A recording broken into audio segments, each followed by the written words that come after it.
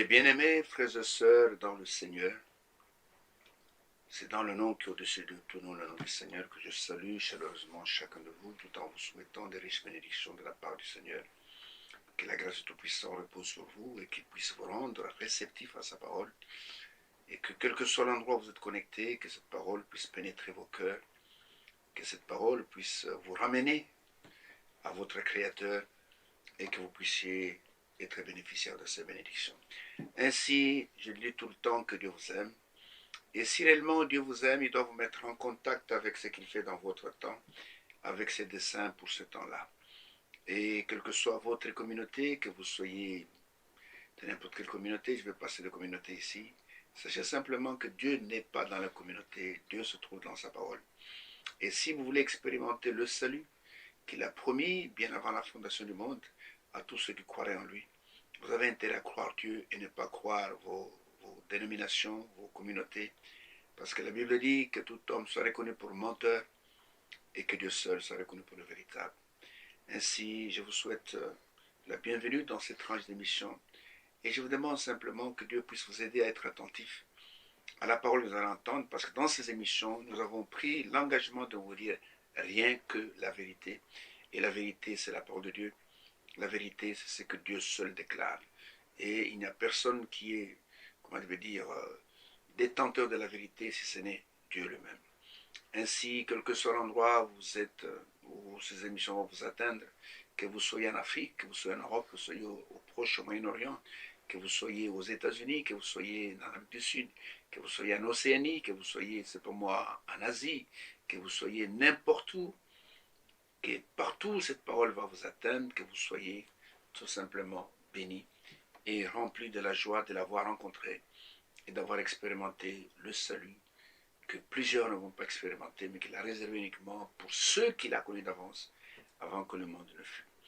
Et nous sommes en train de nous entraîner sur de notre Père, et que Dieu vous aide à être un auditeur, non pas oublieux, mais un auditeur attentif, comme le petit Samuel qui, quand il écoutait l'Éternel parler, a vu qu'il ne laissa tomber à terre aucune de ses paroles.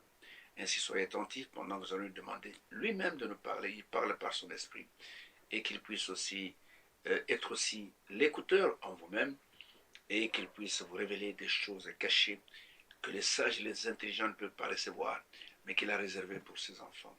Est-ce que Dieu vous bénisse pendant que nous allons tourner vers l'un Seigneur, nous sommes là, nous, en tant que tes enfants, et parle-nous pendant que nous t'écoutons. Et il est fidèle dans ses promesses, et il va le faire. Bien-aimés frères et sœurs dans le Seigneur, je le répète à cette heure et je n'exagère pas, l'heure est grave. Les événements qui se déroulent dans le monde nous montrent réellement que le Seigneur est à la porte.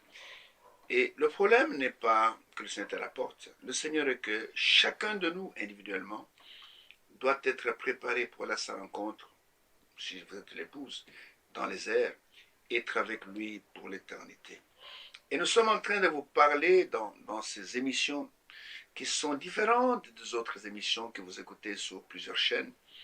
Et ces émissions sont dédiées uniquement à notre Dieu et à sa parole. Et ces émissions s'intitulent L'heure de vérité.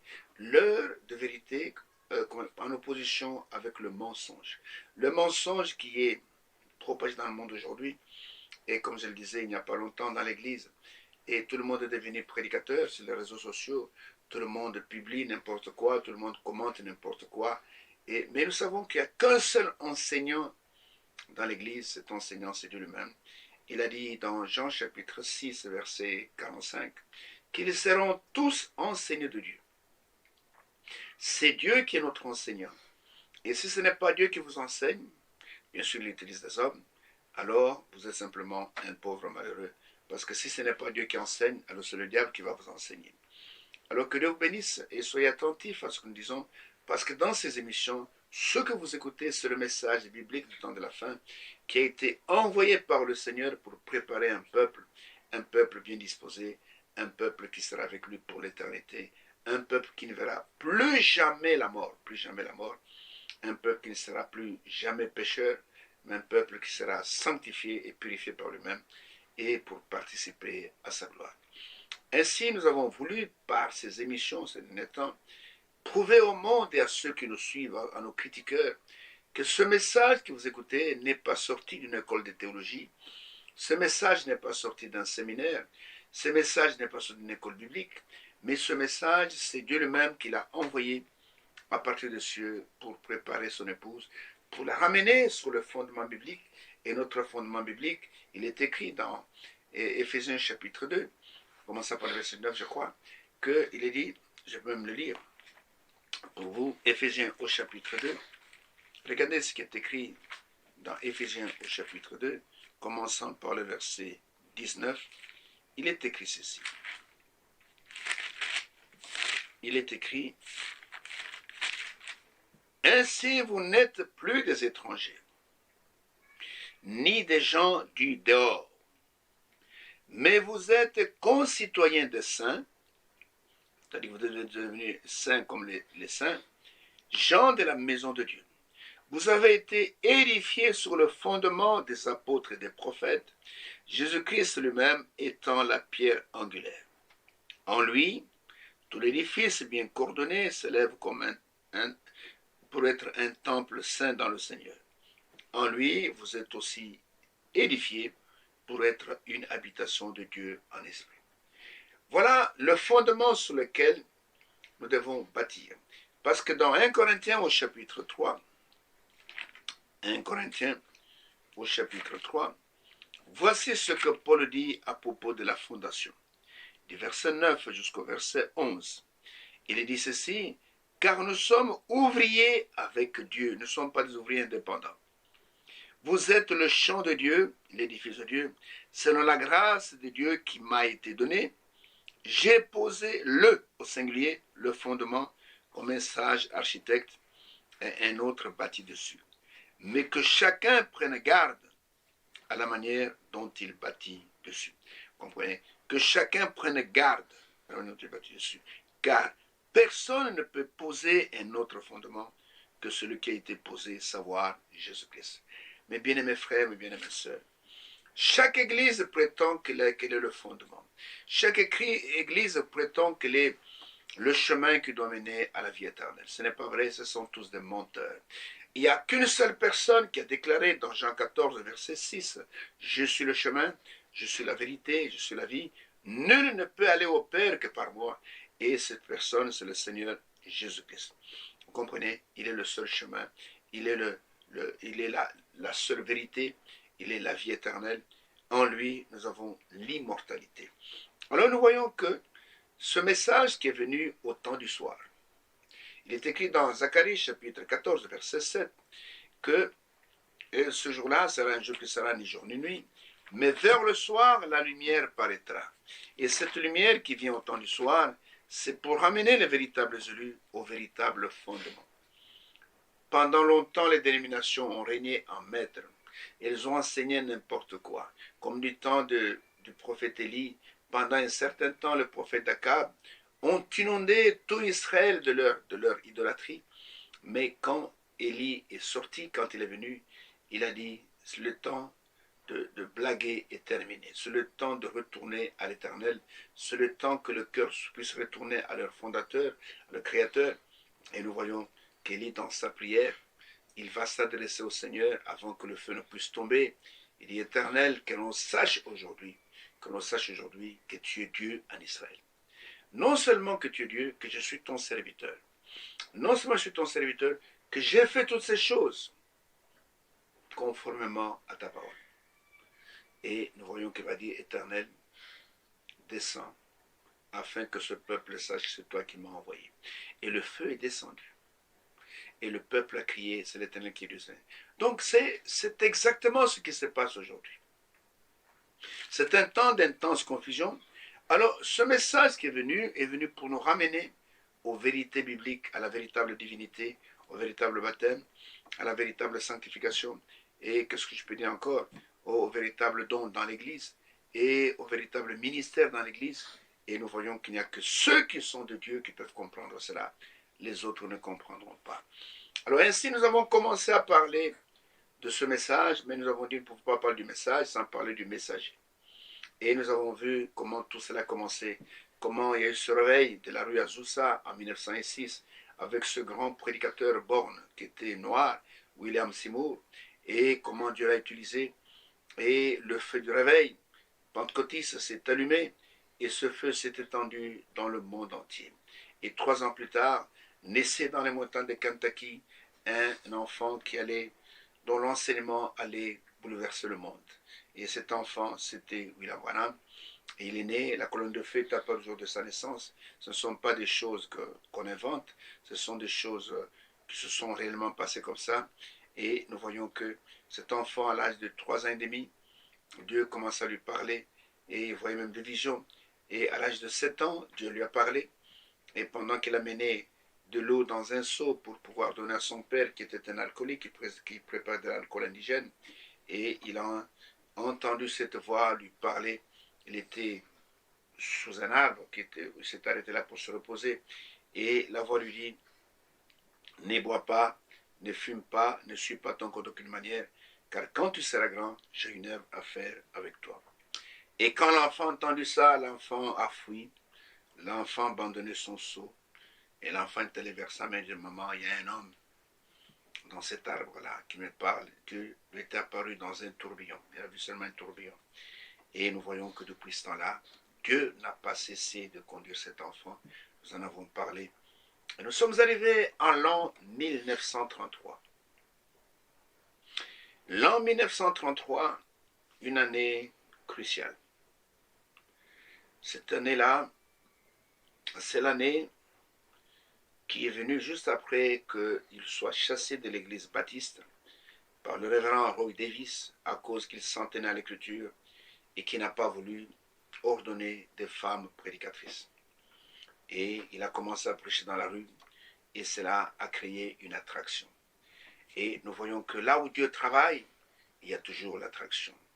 Et le 11 juin 1933, date que nous n'oublions pas, date capitale, et pendant qu'il baptisait dans le fleuve de l'Ohio, ce fleuve qui a entre Jeffersonville et la ville de Saint-Louis, juste en face, et nous voyons que, voilà, 17e personne, la colonne de feu est descendue, et de cette colonne de feu, une voix s'est fait entendre, et cette voix criait en disant, de même que Jean-Baptiste a été envoyé comme précurseur pour préparer la première venue de Jésus-Christ, ainsi toi tu es envoyé avec un message. Ce n'est pas que tu seras précurseur, non. Si quelqu'un dit ça, c'est un menteur. Il dit tu seras avec un message qui préparera, qui sera précurseur de la seconde venue de Jésus-Christ. Et ce message dont il a été question, ce message de Dieu, confié à un homme qui s'appelle William Branham, pour qu'il puisse propager ce message et que ce message, uniquement ce message, qui va préparer la seconde venue du Seigneur Jésus-Christ. Mes bien-aimés frères, mes bien-aimées sœurs, permettez-moi de vous dire d'insister encore, ceci c'est le dernier message adressé à toutes les nations avant que le Seigneur n'apparaisse dans les airs. C'est vrai qu'il y a des falsificateurs et des ouvriers de Satan qu'il a envoyés pour se lire ce message. Comme j'ai un frère qui m'a envoyé, c'est pas moi, une vidéo d'un monsieur, il y a un faux prédicateur là au Kenya qui c'est pas moi, qui tuait les gens, qui vendait les organes. Et c'est la première fois que j'ai vu ça. Écoutez, c'est quelqu'un qui fait de la secte branhamiste. Non, nous ne sommes pas dans une secte. Nous sommes dans une église. Et cette église, c'est celle qui est au commencement. Nous sommes dans la même église que Pierre, Jean et Jacques et tous les autres étaient. Nous ne sommes pas une dénomination, nous ne sommes pas une secte. Regardez que Paul, qui était dans la véritable église, il était traité comme comment je vais dire, comme quelqu'un qui n'était pas de bien et qui faisait partie de la secte qui était on dit que cet homme qui est comme une peste et qui a rempli toutes les villes de l'Asie avec son faux enseignement. Et il disait que cet homme qui est une peste, je cherche un peu l'endroit où je peux vous lire cela, et nous voyons que c'est comme ça qu'on appelait Paul. Et pourtant, Paul était dans la véritable église. Regardez les accusations qui étaient portées contre Paul par les Juifs, si vous allez avec moi, dans Actes chapitre 24. Et commençons par le verset premier, mais ce qui m'intéresse se trouve au verset 5, au verset 6. Et ils ont dit ceci, 5 jours après, arriva le souverain sacrificateur Ananias avec des anciens et un orateur nommé Tertulle. Ils portèrent plainte au gouverneur contre Paul. Écoutez, écoutez. Paul fut appelé et Tertulle s'est mis à l'accuser en ces termes. Écoutez, très excellent Félix, tu nous fais jouir d'une paix profonde. Ce sont des flatteurs. Et cette nation a obtenu de salutaires réformes par les soins prévoyants. Et c'est ce que nous reconnaissons en tout et partout avec une entière gratitude. Mais pour ne pas te retenir davantage, je te prie d'écouter dans ta bonté ce que nous avons à dire en peu de mots. Écoutez, verset 5. Nous avons trouvé cet homme qui est une peste.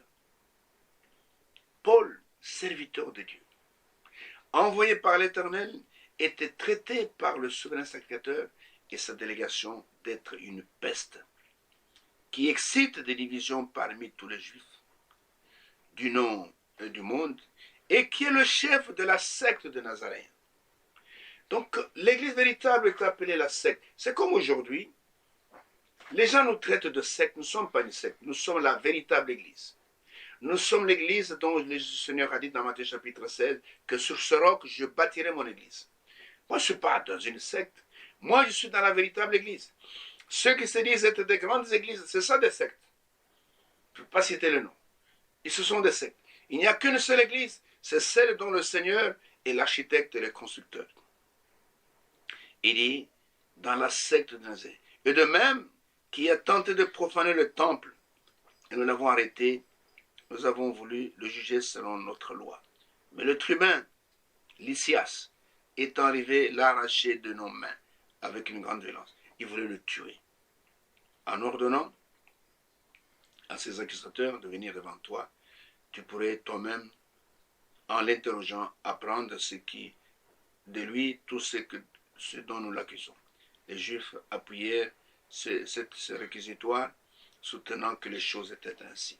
Alors, nous aujourd'hui, je vois cet homme qui est présenté au Kenya, j'ai encore oublié son nom, un faux prédicateur, ou que c'est la secte de Branhamisme, et qu'il a suivi, il s'est radicalisé avec les enseignements de Branham. Non, le message de Branham, c'est un message divin envoyé pour rassembler un peuple dans ce temps de la fin, le peuple qu'il a connu d'avance avant la fin de ce monde. Dans ce message, nous ne sommes pas des criminels. Nous n'extrayons pas des organes des gens. Nous ne tuons pas des gens. Et Satan infiltre des gens comme ça pour salir ce message. Mais Satan peut faire tout ce qu'il veut, mais il échouera toujours parce que Dieu est toujours vainqueur.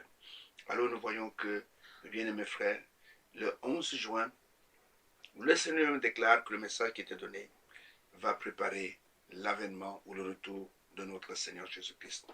Et c'était le 11 juin, devant plus de 4000 personnes. La colonne de feu est descendue, visible à tout le monde, et les gens, les femmes se sont évanouies. C'est pour vous dire que si Dieu a pris soin de confirmer ce message par sa présence lui-même dans la colonne de feu, tel qu'il avait fait devant Moïse, tel qu'il avait fait devant Saul de Tarse, et tel qu'il a fait devant Israël pendant 40 ans dans le désert, si Dieu a fait cela, je pose la question à tous ceux qui m'écoutent. Montre-moi dans vos communautés là-bas, qui est-ce que Dieu a-t-il confirmé sa parole comme il a fait pour cet homme dans cet âge? Dites-moi quel est le pape qui a déjà vu même la colonne de feu. Dites-moi lequel de pape à qui Dieu a parlé dans la colonne de feu. Pendant 2 siècles, aucun pape n'a jamais entendu Dieu lui parler. Dites-moi, vous les, je sais pas moi, des communautés protestantes, dans quelle communauté Dieu a-t-il parlé à quelqu'un et lui a confié un message de rétablissement, de restitution dans cet âge? Vous n'en trouverez aucun. Et nous voyons que quand nous lisons ces choses, c'est pour que la crainte de Dieu vienne dans vos cœurs. Que vous puissiez comprendre que Dieu nous a visités. Le soleil d'en haut nous a visités, le soleil levant plutôt nous a visités d'en haut. Et c'est pour que les gens puissent revenir à lui. Et si vous rejetez cet appel, si vous rejetez cette grâce, il ne va vous rester qu'une seule chose, c'est le jugement. Vous qui vous moquez de ce message, vous allez répondre grandement, parce que la Bible dit que tout homme répondra pour toute parole injurieuse qu'il aura proférée contre le Seigneur, contre le Saint-Esprit. Et c'est pourquoi ne jouez pas avec votre salut, mais travaillez votre salut avec crainte et tremblement. Si Dieu fait quelque chose et que tu ne comprends pas la chose, ne commence pas par critiquer, mets-toi à genoux, pose la question à Dieu. Dieu n'est pas mort, Dieu est vivant. Pose la question, Seigneur, ce que cet homme raconte, est-ce que c'est vrai? Et Dieu, il va te parler. Donc le 11 juin 1933, le Seigneur lui-même est descendu dans la colonne de feu. Il a voulu que tous ceux qui étaient sur le rivage puissent voir, mais ce n'est que le jeune homme qui était dans l'eau qui a entendu le message qui lui est adressé. Et à partir de ce moment-là, frère, ce jeune homme va commencer un ministère spécial, un ministère qui va embraser toute la terre. Mais avant d'aller plus loin, de voir ce que ce ministère va faire, le même mois, donc de juin 1933, remarquez que l'année 1933 était une année un peu spéciale. C'est l'année qui va voir l'avènement d'un homme, un Autrichien, du nom d'Adolf Hitler, qui va devenir chancelier ou premier ministre qu'on voulait, qui va s'arroger tout le pouvoir en Allemagne et qui va conduire toute la nation allemande dans une guerre fratricide, la guerre, dont la Deuxième Guerre mondiale, et qui aura beaucoup de morts. Et c'est cette année-là que Hitler va gagner les élections avec le vote populaire. Il va monter à la tête de l'Allemagne. L'an 1933, pendant que le Seigneur parlait à son serviteur, la même année, Hitler va monter au pouvoir. C'est l'année aussi où notre frère Edouard Frank est né. Il est né au mois de décembre, 24 décembre 1933. C'est l'année de sa naissance aussi. Donc c'est une année qui est riche en enseignements. Et nous voyons que Dieu ne fait jamais rien au hasard. Alors le même mois, au mois de juin, le Seigneur, pendant que son serviteur est en train de prêcher quelque part, il va parler à ce jeune homme qui n'avait que 24 ans. Il va lui montrer 7 visions. Retenez bien ce chiffre 7, cette vision. Des choses qui vont s'accomplir avant le retour du Seigneur. Premièrement, il lui a dit, il t'est confié un message qui préparera la seconde venue de Jésus-Christ. Et quelque temps après, au même moment, au même mois, il va lui montrer 7 visions des choses qui vont arriver avant que le Seigneur ne puisse revenir. Et je voudrais maintenant énumérer ces 7 choses. Je vais les énumérer afin que vous puissiez voir comment Dieu est fidèle dans ce qu'il nous a donné dans cet âge. Alors je vais lire dans ce livre qui s'appelle la biographie, enfin, qui reprend un peu l'histoire de sa vie, à la page 33 pour ceux qui ont le même livre que moi, et regardez comment l'homme de Dieu parle lui-même de ce qui lui est arrivé. Et il dit ceci. Le Seigneur Jésus me parla, je vous montre un peu plus tard, dans le même mois de juin, Frère Branham dirigeait des réunions dans le Masonic Hall de Meigs Avenue, un dimanche matin, avant d'aller à la réunion. 7 visions se succédèrent devant lui. Voici les détails rapportés dans son livre, ce qui n'est pas son livre, c'est une erreur, ce n'est pas son livre de Levi. Levi a rapporté cela dans son livre, Les 7 âges de l'Église, qui n'est pas un livre de William Branham. C'est un livre de commentaires, des interprétations de Levi. Mais il n'a pas mis son nom, il a seulement marqué William Branham à la première page, mais ce livre n'a pas été écrit par Frère Branham. Frère Branham est incapable d'écrire un tel livre avec des détails historiques, des détails archéologiques. Il est incapable de faire ça. Mais beaucoup sont persuadés que ce livre a été écrit par William Branham parce que son auteur n'a pas mis son nom. Il a mis William Branham à la première page pour tromper les gens. Mais William Branham n'a jamais écrit ce livre. Et c'est pourquoi il est plein d'erreurs et on ne le recommande pas aux enfants de Dieu Il faut mettre ça de côté. Si vous voulez savoir ce que Flamanam a prêché sur les actes de l'Église, prenez la série Révélation de Jésus-Christ. Là, ce sont des prédications originales. Le reste, là, mettez ça à la poubelle. On y continue en disant ceci. Le Seigneur Jésus me parla en disant que la venue du Seigneur était proche. Mais qu'avant son retour, cet événement de première importance devrait avoir lieu. Je les écrivis tous, et ce matin-là, j'ai raconté la révélation du Seigneur. La première vision, nous allons aller pas à pas, était que Mussolini enverrait l'Éthiopie. Pour ceux qui ne connaissent pas Mussolini, ça fut un dictateur, et avant Hitler, il avait des gens qu'on appelle les chemises noires. Et ils avaient le salut hitlérien, là, on levait la main comme ça. Et c'est lui qui a commencé cela, le fascisme. Il a commencé en Italie, et il s'est accaparé du pouvoir, et il a été même le maître de Adolf Hitler. Hitler aussi a copié ce monsieur-là. Donc la première vision de ce montre que cet homme-là, Mussolini, allait envahir l'Éthiopie. L'Éthiopie est l'un des pays d'Afrique qui n'a jamais été colonisé. L'Éthiopie a toujours été un royaume à part. Et que cette nation tomberait sous son autorité. Donc, et cela est arrivé. Cette vision causa pas mal de remous, et certains se mirent fort en colère quand je la racontais et ne voulurent point y croire. Mais pourtant, c'est ainsi que les choses se passèrent. Il entra dans le pays avec ses armes modernes et prit le pouvoir. Les indigènes n'avaient aucune chance de pouvoir le repousser. Mais la vision dit aussi que Mussolini aurait une fin horrible. Et que son peuple se retournerait contre lui. Tout s'est passé exactement comme cela avait été dit. Effectivement, Mussolini, si vous ne savez pas comment Mussolini est mort, Mussolini s'est allié avec Hitler dans la Deuxième Guerre mondiale. Hitler a rendu en maintes reprises des visites à Mussolini, mais à la fin, les résistants italiens sont parvenus à renverser la situation.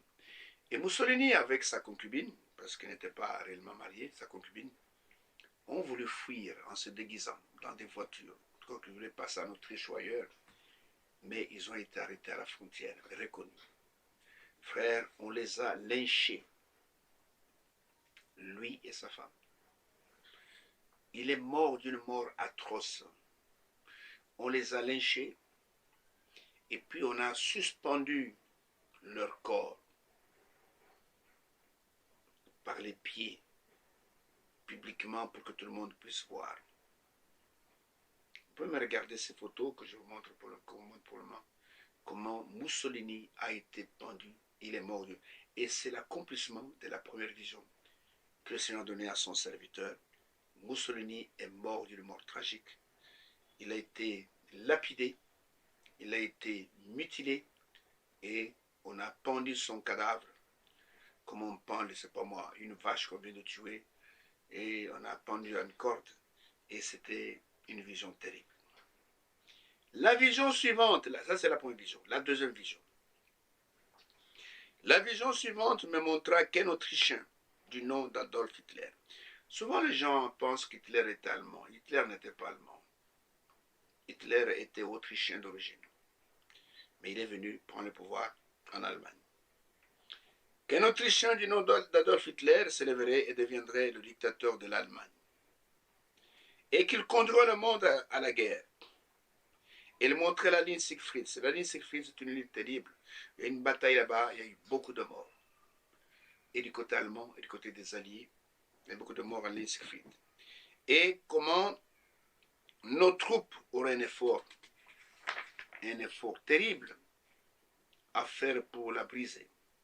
Ensuite, il montrait qu'Hitler aurait une fin mystérieuse. Regardez, j'aime la parole de Dieu. Pour Mussolini, c'est une fin horrible. Pour Hitler, c'est une fin mystérieuse. Pourquoi? Parce que quand les troupes alliées, d'un côté, entraient dans Berlin, en 1945, et que les troupes, l'armée rouge de Staline, l'Union soviétique, entrait par l'autre côté, l'est de l'Allemagne, de la ville, frère, Hitler était dans son bunker, sous terre, avec tous ses alliés, tous ces hommes qui étaient avec lui. Il y avait Martin Bormann, il y avait les Eichmann, tout ce monde était dans ce bunker. Et quand Hitler a compris, parce que on a déversé sur Berlin, je ne sais pas, des tonnes et des tonnes, je ne sais pas combien de tonnes de bombes. On ne regardait même pas, on ne regardait pas la population. On bombardait à l'aveuglette. Le problème était d'affaiblir l'armée allemande et, et de vaincre cet Hitler. Hitler était là, dans son bunker. Et Hitler a rassemblé dans son bunker tous ces officiers, ces généraux qui étaient avec lui, pour leur dire de mourir en héros, qu'on ne pouvait pas se rendre à tous ces gens, ni aux soviétiques, ni aux Américains avec les Alliés, les Anglais, les Français, tout ça. Alors ils avaient des capsules de cyanure qu'on a distribuées à chacun pour qu'il puisse, si il devait être capturé, il avale ça et puis il meurt sur le champ. On a décidé, écoutez, cette chose horrible, de faire mourir tous les enfants qu'ils avaient, parce que le bunker là c'était comme une petite ville sous terre, de faire mourir tous les enfants, de les empoisonner. Et chacun devait empoisonner ses propres enfants. Et après cela, chacun devait tuer par poison, bien abattre sa propre femme. Et après, il va se donner la mort. Et il a donné des instructions. Chacun rentrait dans sa chambre. Et lui, Hitler, c'était un stérile, il n'avait pas d'enfant. Il avait une maîtresse qui s'appelait Eva Braun, une femme très jolie. Et il a pris son revolver. Il a tiré une balle dans la tête d'Eva. Eva est tombée. Il avait dit à son garde du corps, je veux me tuer, nous allons nous suicider. Toi, tu attends avant de te suicider. Et tu prendras nos corps, tu vas les brûler pour qu'on ne retrouve même pas mon corps. C'est pourquoi la fin d'Hitler était une fin mystérieuse. Parce que pendant longtemps, on a pensé qu'Hitler n'était pas mort. On a pensé qu'il s'était enfoui, parce qu'on n'a jamais retrouvé son corps. On a pensé qu'il s'est enfoui dans un sous-marin jusqu'en Amérique latine. Beaucoup de choses comme ça. Mais écoutez la véritable histoire de la mort d'Hitler, dont le prophète a eu dans la vision de qu'il sera une fin mystérieuse. Et nous voyons que il a dit à ce gars du corps, tu vas asperger de l'essence, tu vas me brûler. Après, l'officier d'ordonnance attendait à la porte. Première balle pour Eva Braun. Eva Braun est tombée raide morte. Et puis lui-même s'est mis le revolver, il s'est tiré la balle dans la tête. Il est tombé mort. Alors le garde est entré. Tous les autres, quand ils ont appris que le Führer, comme ça on l'appelait, est mort, alors ceux qui n'étaient pas encore suicidés ont décidé de fuir. C'est comme ça que Martin Bormann et tous ceux qui étaient encore vivants sont sortis, chacun a pris son fusil pour pouvoir pour se sauver. Ils se sont dispersés dans Berlin. Alors les gardes du corps ont pris le corps d'Hitler et d'Eva. Il ne pouvait plus prendre beaucoup de temps parce que les troupes soviétiques étaient déjà à quelques mètres. Il les a mis devant le bunker. Il a aspergé d'essence et il a mis le feu. Et pendant que le corps brûlait, il a pris son fusil. Lui aussi a pris la fuite. Mais pour son malheur, il a été arrêté par les soviétiques. Et quand on l'a arrêté, on l'a interrogé. Il a dit la vérité. Il a dit, je suis l'intendant d'Adolf Hitler. On dit, où est ton maître? Où est Hitler? Il dit, il est mort. Il est mort, il est où? Il dit, j'ai brûlé le corps. Alors les soviétiques ont pensé que cet homme imaginait des histoires. Ils voulaient le tromper. Les soviétiques sont arrivés, ils ont trouvé les deux corps qui brûlaient. Ils n'avaient plus se calciner. Ils ont photographié le crâne et ils sont partis. Et le monsieur a été arrêté, amené en Union soviétique, au Goulag, des prisons de Sibérie, et il était condamné à 30 ans de prison. Et il a fait 30 ans de prison. Il a été libéré vers les années 1975 à peu près, je crois, si j'ai bonne mémoire, un peu avant. Et je me souviens de cela parce que ce que je vous dis, je l'ai lu dans le magazine Paris Match. Et c'est plus tard que les soviétiques vont se rendre compte que ce monsieur avait dit vrai. Ils ont pris la photo d'Hitler, ils ont pris le squelette qu'ils ont ramassé à l'entrée du bunker, et ils ont fait la morphologie, on a regardé, c'est exactement le squelette qui venait du corps d'Hitler.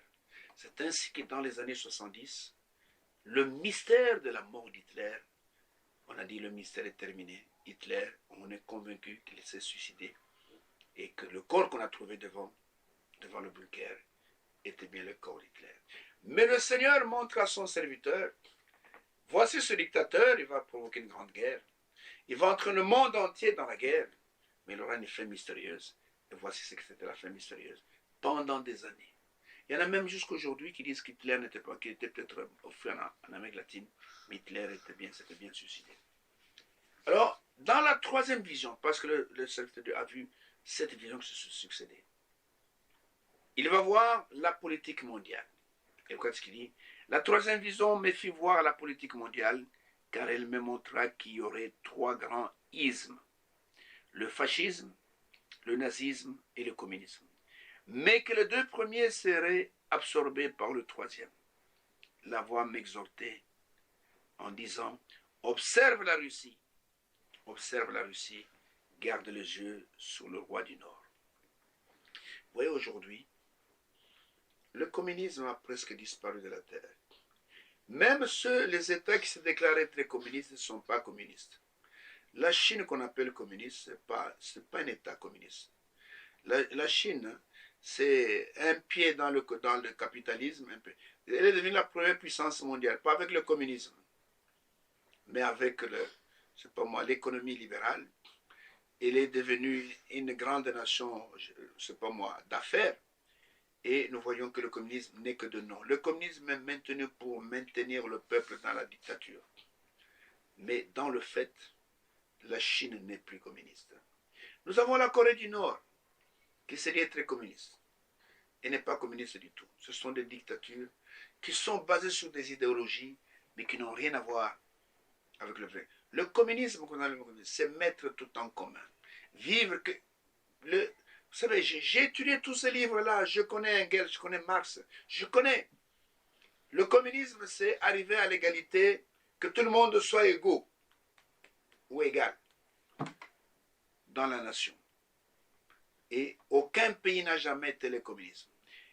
Lénine disait que le socialisme, avant d'atteindre le communisme, il faut parler du socialisme, on devient communiste. C'est-à-dire que dans l'État, en fait, communiste, c'est un État idéal. Imaginez un État où personne n'est supérieur à l'autre, où tout le monde a les mêmes droits. Et regardez, c'est ça le communisme. Mais aucun État du monde n'a jamais atteint ça. Au contraire, vous avez des dictateurs qui sont devenus des milliardaires, qui sont des grands capitalistes, des milliardaires, que ce soit en Chine, que ce soit au Corée du Nord, que ce soit, je ne sais pas quel pays encore, comme vous me citez ici, c'est pas moi. Et ces gens, c'est une petite, un casse, comme on dit, une petite minorité qui s'accapare des richesses du pays et qui domine la grande majorité. C'est ça qui se passe dans ce pays-là.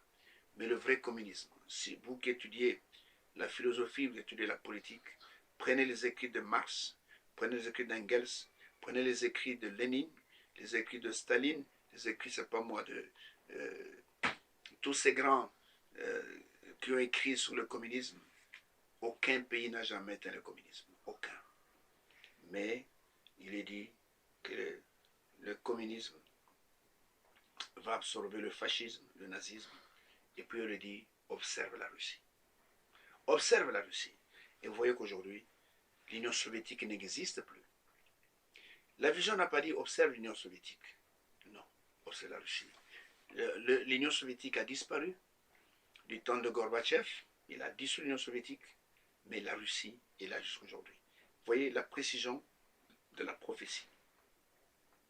La quatrième vision, mais montrant les grands progrès que ferait la science après la Deuxième Guerre mondiale. Elle fut couronnée par l'apparition d'un véhicule dont la partie supérieure avait l'apparence d'une bulle de plastique. Il était téléguidé sur des routes magnifiques. Il n'avait pas de volant, de sorte que les gens à l'intérieur jouaient à un jeu quelconque pour passer le temps. Et il a vu le véhicule électrique, le véhicule télécommandable. Aujourd'hui, nous avons des véhicules qui roulent sans chauffeur. Frère Branham a vu cela. Il dit que la science va se développer. Le Seigneur a montré cela. Il y aura des véhicules où les gens... Aujourd'hui, par exemple, vous avez des camions. Nous n'avons pas encore ça chez nous. Qui se met sur les grandes autoroutes européennes là-bas. Et il vient de l'Allemagne, il va, c'est pas en Belgique. Il met seulement l'itinéraire. Et lui, il peut même dormir. Il peut même, c'est pas moi, s'occuper d'autre chose. Le véhicule se conduit lui-même. S'il y a des feux rouges, il s'arrête. Et s'il y a un obstacle devant, il freine. S'il faut accélérer, il accélère. Et Frère Branham a vu cela. Il a vu des gens dans des véhicules faisant autre chose pendant que le véhicule était. Il y a des véhicules aujourd'hui, vous voyez quelqu'un qui sort avec sa télécommande, il commande son véhicule. Le véhicule sort seul du garage, c'est pas du parking. Et le véhicule vient, s'arrête devant lui, il entre derrière. Le véhicule démarre sans aucun chauffeur. Et le véhicule est en train de le conduire. Il a vu ça avant que ces choses n'arrivent. Ça, c'était la quatrième vision. La cinquième vision concerne le problème moral de notre âge. Centré principalement sur les femmes. Regardez aujourd'hui la dégradation mondiale des femmes. Comment les femmes sont en train de se dégrader à travers de la pornographie, tout ce que vous voyez, à marcher même presque toutes nues dans les rues. William Branham a vu cela, c'est la cinquième vision. La dégradation donc morale de la population. Il continue en disant, Dieu me montra que les femmes commencèrent à quitter leur position lorsqu'elles reçurent le droit de vote. Ensuite, elles se coupèrent les cheveux, ce qui signifiait qu'elles n'étaient plus sous l'autorité d'un homme, mais insistaient pour avoir les droits égaux, et dans la plupart des cas, des droits même supérieurs.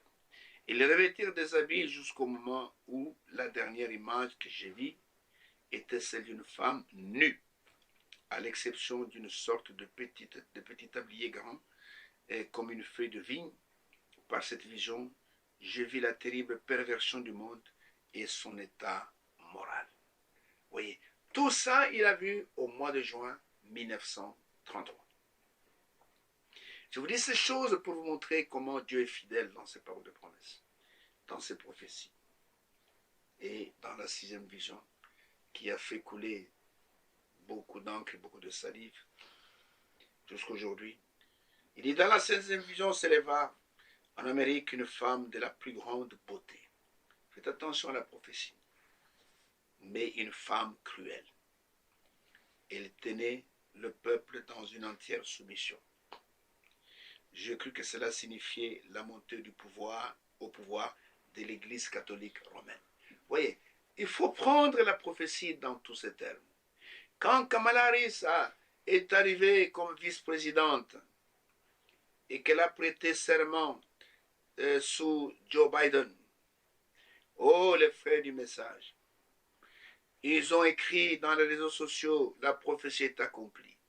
Mais la prophétie, quand Dieu accomplit sa prophétie, il accomplit dans tous les détails. Dieu n'a jamais accompli une prophétie en partie. C'était une femme de grande beauté, une femme cruelle. Ils ont seulement regardé à son complet violet. Oh, il faut vraiment quelque part qu'elle aura un complet violet, des choses comme ça. Ils ont dit, c'est ça. Et Kamala Harris n'a jamais été présidente des États-Unis. Elle était vice-présidente, bien sûr. Si Joe Biden était mort, elle allait devenir ipso facto chef de l'État. Mais même si elle était le chef de l'État, il faut que tous les détails s'accomplissent. Et lui-même dit que j'ai vu dans cette vision que ça doit être l'Église catholique. Effectivement, frère, si vous allez aux États-Unis, la chose qui va vous frapper, c'est la montée du catholicisme aux États-Unis. Le président Joe Biden, c'était un catholique. Il allait à la messe tous les jours, enfin chaque dimanche. Il avait une chapelle à côté de la Maison Blanche. Il allait faire son devoir de catholique. Je ne sais pas si vous savez comment sont nés les États-Unis. Les États-Unis ont été fondés par des pèlerins, des voyageurs, qui fuyaient la persécution de l'Église catholique en Europe, qui ont pris des bateaux pour aller vers le Nouveau Monde. Ils sont allés là-bas, ils ont fondé cet État. Et dans la Constitution américaine, il est mentionné qu'aucun chef de l'État de ce pays ne peut être catholique. Mais pourtant, en 1960, le tabou a été brisé quand John Fitzgerald Kennedy est devenu président des États-Unis. C'était le premier catholique à occuper le poste de chef d'État. Et vous voyez que chez le président des États-Unis prête serment sur la Bible, montrant que nous devons obéir à la Constitution et à la Bible et appliquer. Et le deuxième président catholique que les États-Unis ont connu, ce fut Joe Biden. Si j'ai bonne mémoire, je peux me tromper, mais c'est que ça. C'est le deuxième. Parce que tous les autres là, c'était d'autres communautés. Vous comprenez? Et il dit, et quand vous allez, moi j'étais surpris, frère.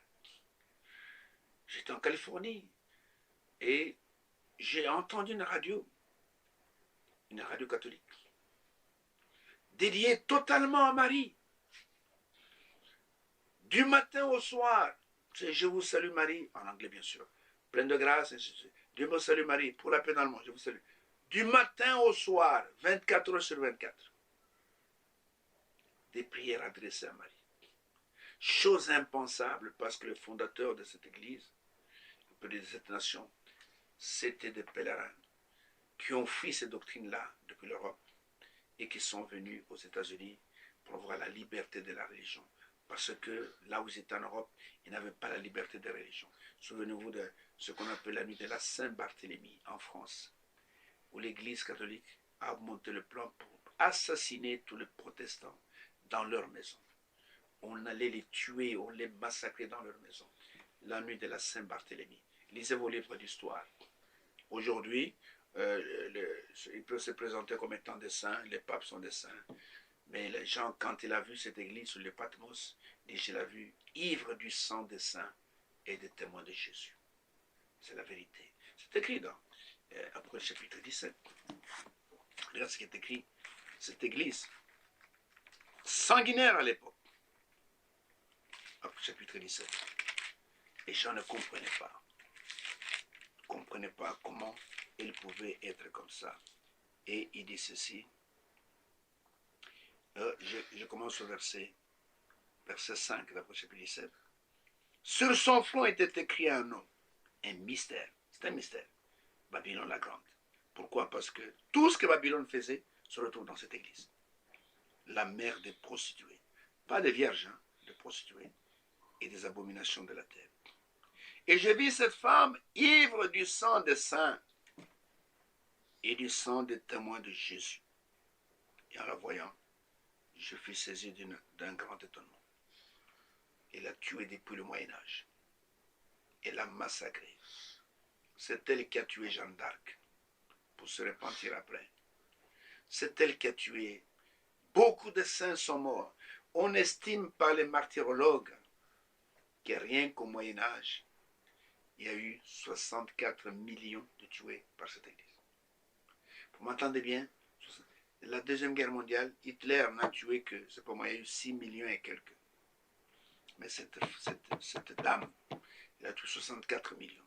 Je la vis ivre du sang des saints. Elle prétend être sainte, mais elle a massacré les saints. Et du sang des témoins de Jésus.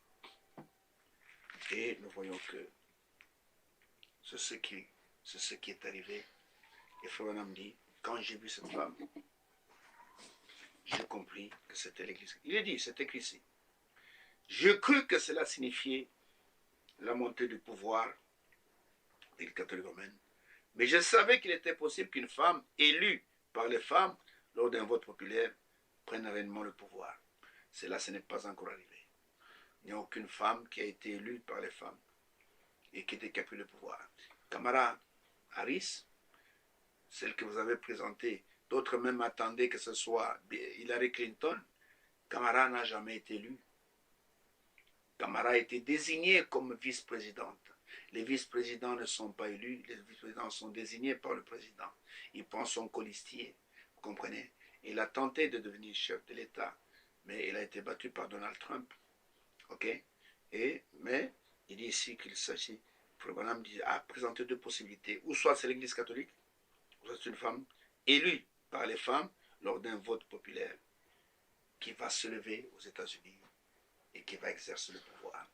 Et ça, ce n'est pas encore arrivé dans la politique. Et il n'y a aucune femme cruelle, belle, qui s'est levée aux États-Unis et qui a dirigé le pays d'une main de fer, qui est dictatrice. Hein? Donc, ce n'est pas encore arrivé. Et nous voyons que c'est la 6e vision. Mais la 7e, c'est celle qui glace même le sang. C'est celle qui fait que, quand je vais dans ce pays-là, j'ai dit aux gens qui sont partis s'installer là-bas, vous êtes venus faire quoi ici? Oh frère, même si cela doit arriver, mais cela arrivera après l'enlèvement, nous serons déjà partis.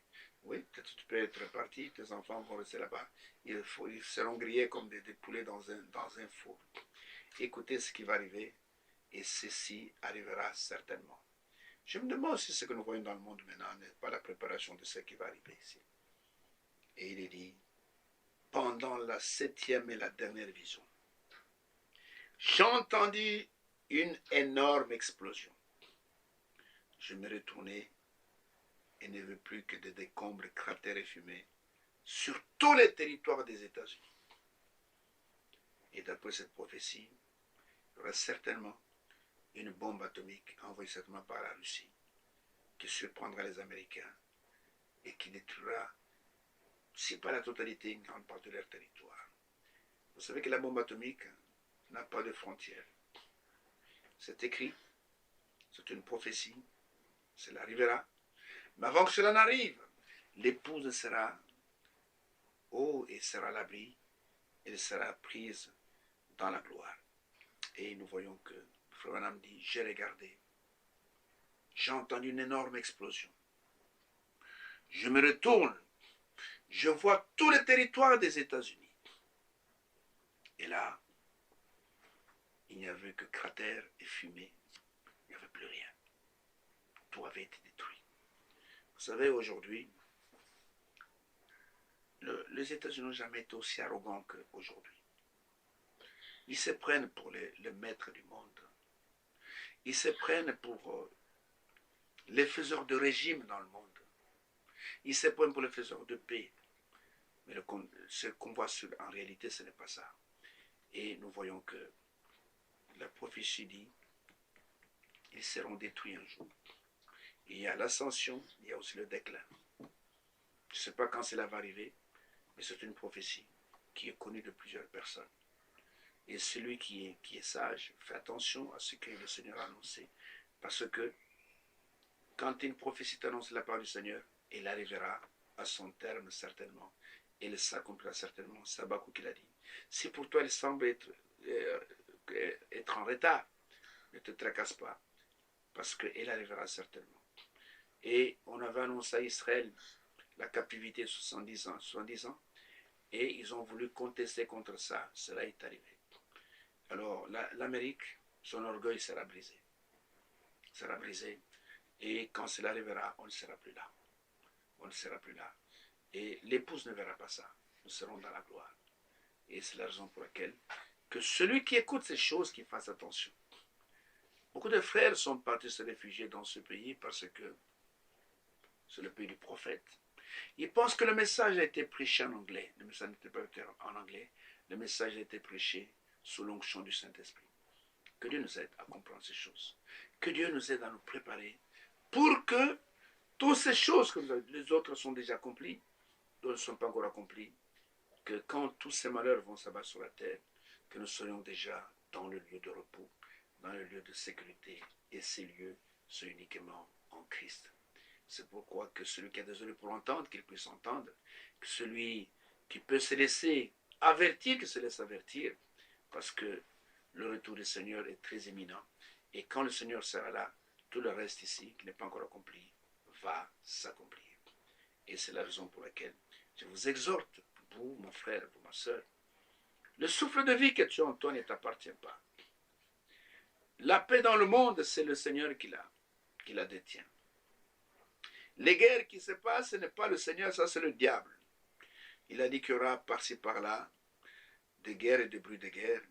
Gardez-vous d'être troublés, car il faut que ces choses arrivent. Et ce ne sera que le commencement de douleur, mais la fin viendra plus tard. Ainsi, que Dieu vous bénisse, que Dieu vous donne le discernement des choses les meilleures.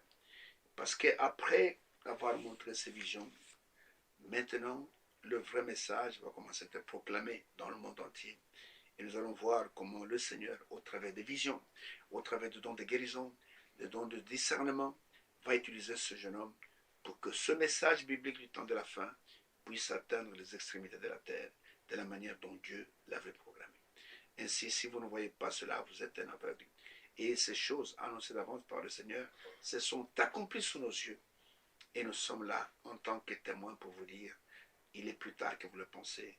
Le Seigneur revient bientôt. C'est bien, allez vous réfugier dans votre communauté, c'est bien. Allez vous réfugier dans votre secte là, dansez bien le ndombolo, c'est bien. Mais sachez que la mort va arriver. Et quand la mort va arriver, qui sera votre défenseur? Mais ceux qui sont en Christ, ils seront déjà dans le lieu de rassemblement, dans le lieu de repos, et rien ne pourra leur arriver. Ainsi que nous donne le discernement des choses les meilleures. Prions les uns pour les autres. Priez pour moi comme je prie pour vous. Et que Dieu nous fasse grâce. Et que surtout que nous puissions arriver au baptême du Saint-Esprit, qui est le visa pour être dans l'enlèvement. Et si vous avez le baptême du Saint-Esprit, je suis certain qu'on se retrouvera dans l'enlèvement, qu'on sera ensemble, donc pour l'éternité. Et le baptême du Saint-Esprit, pour l'avoir, écoutez-moi bien, il faut écouter la parole de votre temps, c'est ce message. Il faut croire ce message. Il faut être scellé du Saint-Esprit que Dieu seul donne.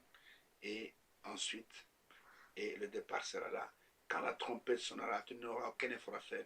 Tu vas simplement te lever et tu seras dans la gloire. Que Dieu bénisse, que ça accomplisse des choses les meilleures. Et ne m'en voulez pas parfois de des choses qui sont vraies. Et que croyez simplement Dieu. Et si vous ne croyez pas, si vous doutez de ce que je dis, mettez-vous à genoux, demandez au Seigneur et il ne manquera pas de vous parler. Que Dieu bénisse. Si Dieu le veut, je vous donne rendez-vous à l'émission prochaine.